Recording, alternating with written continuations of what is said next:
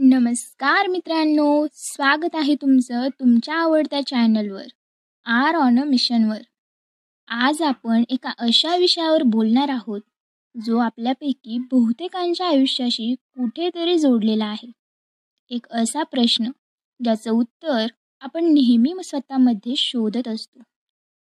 7वीतलं, 8वीतलं किंवा त्या शाळकरी वयातलं प्रेम आजही इतक्या वर्षानंतरही मनात तसंच का जिवंत असतं? आजही का असं वाटतं की ते प्रेम परत मिळावं? तुम्ही आता 25 वर्षांचे असाल, 30 वर्षांचे असाल किंवा लग्नानंतर संसारात व्यस्त असाल. पण जेव्हा कधी शाळेचे दिवस आठवतात, तेव्हा ते पहिलं प्रेम आठवून चेहऱ्यावर एक छोटीशी हसू आणि मनात एक हुरहुर नक्की दाटून येते. आज आपण यामागचं मानसशास्त्रीय सायकोलॉजिकल सत्य जाणून घेणार आहोत.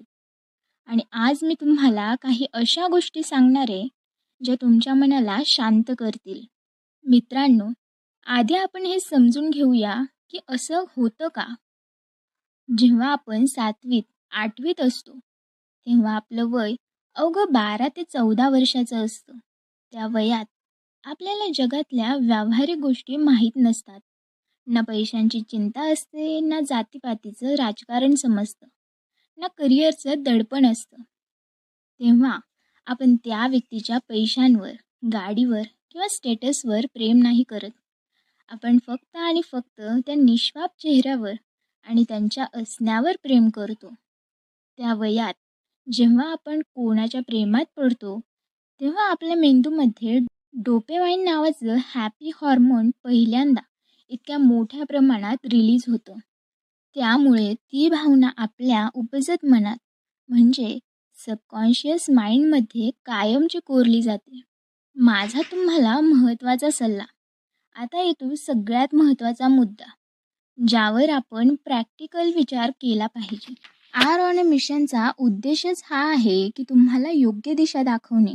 म्हणून माझे हे काही सल्ले नीट ऐका.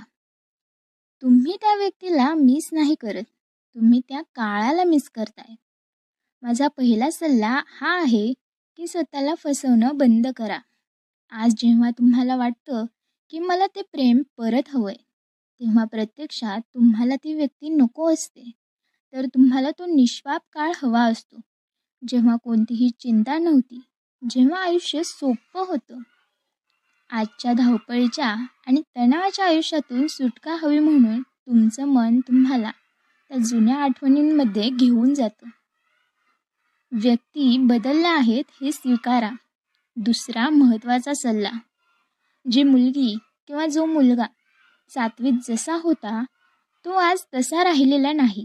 वेळ, परिस्थिती आणि जबाबदाऱ्यांमुळे प्रत्येक माणूस बदलतो. कदाचित आज तुम्ही त्यांना पुन्हा भेटलात तर तुम्हाला जाणवेल की त्यांची विचारसरणी आणि तुमची विचारसरणी मॅच होत नाहीये. त्यामुळे त्या काल्पनिक प्रतिमेच्या प्रेमात जगू नका. वर्तमानातील नात्याचा आदर करा.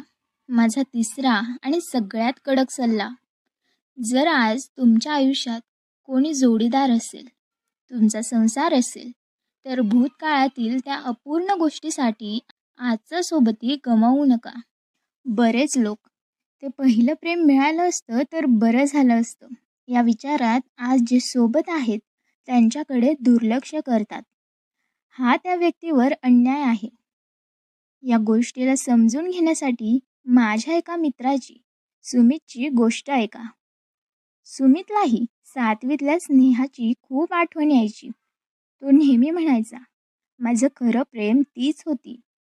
तब्बल 12 वर्षांनी एका सोशल मीडिया प्लॅटफॉर्मवर त्याला स्नेहा सापडली. दोघे फोनवर बोलले आणि भेटायचे ठरवले. सुमित खूप उत्सुक होता, पण जेव्हा ते भेटले तेव्हा सुमितला जाणवलं की ती जुनी निष्पाप स्नेहा राहिलीच नव्हती. तिचे विचार, तिचं वागणं पूर्ण व्यावसायिक झालं होतं. सुमितला त्या भेटीनंतर समजलं की तो ज्या स्नेहावर प्रेम करत होता ती केवळ त्याच्या आठवणीत जिवंत होती, वास्तवात नाही. त्या दिवशी सुमितने भूतकाळ मागे सोडला आणि आपल्या आयुष्यात आनंदाने जगू लागला. तर मित्रांनो, सातवीतलं प्रेम आजही हवं हवं वाटणं यात काहीच चुकीचं नाही. ती तुमच्या आयुष्यातील एक सुंदर पान होतं. पण लक्षात ठेवा, ते फक्त एक पान होतं, पूर्ण पुस्तक नाही. भूतकाळातील आठवणींना मनात एका छोट्या कोपऱ्यात सुंदर आठवण म्हणून जागा द्या. पण जगण्यासाठी आजचा दिवस निवडा. तुम्हाला काय वाटतं? तुमचंही असं काही अपूर्ण राहिलेलं शाळकरी प्रेम आहे का? आणि आज मी दिलेल्या सल्ल्याशी तुम्ही सहमत आहात का? मला खाली कमेंट बॉक्समध्ये नक्की सांगा. तुमच्या प्रत्येक कमेंटची मी वाट पाहत आहे. हा व्हिडिओ जर मनाला भिडला असेल तर आपल्या मित्रांसोबत शेअर नक्की करा. अशाच प्रॅक्टिकल आणि लाईफ चेंजिंग विषयांवर बोलण्यासाठी तुमच्या स्वतःच्या आर ऑन अ मिशन चॅनलला आत्ताच सबस्क्राईब करा. स्वतःवर प्रेम करा. वर्तमानात जगा. भेटूया पुढच्या एका नवीन आणि अशाच माहितीपूर्ण व्हिडिओमध्ये. फक्त आणि फक्त आर ऑन अ मिशनवर. धन्यवाद.